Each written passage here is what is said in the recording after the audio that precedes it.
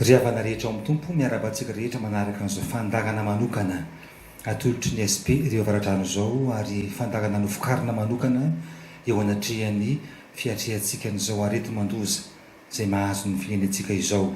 Miarabantsika rehetra ry havana malala ary zava-dehibe mbola ahafahantsika mandre ny tenin'Andriamanitra, ahafahantsika mifampiarahaba, ahafahantsika miaona tahaka izao.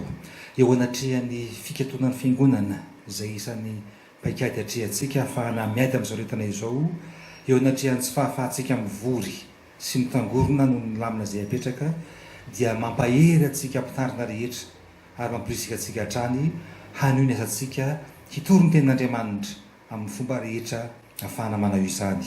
Mampahery koa ireo ray aman-dreny katekista délégué rehetra izay ray aman-dreny any amin'ny sehatra misy azy rehetra any ary mampahery ny kristianina rehetra mba tsy ho kivy satria ry havana malala ny Andriamantsika dia manana hevitra heverana antsika, fiainana vaovao ary lalana hafa mihitsy metrahan'ny tompo antsika mba ahafahantsika indray hitodika ao amin'ny mandrakariva hiverina aminy ary vavolombelon'ny tompo amin'izao fitsanganana amin'ny maty izao. Koa dia mampahery antsika ihany koa ny amin'ny fandarantsika ny lamina rehetra izay napetraky ny fiangonana sy ny firenena mba ahafahantsika hiady amin'izao areti-mandoza coronavirus izao.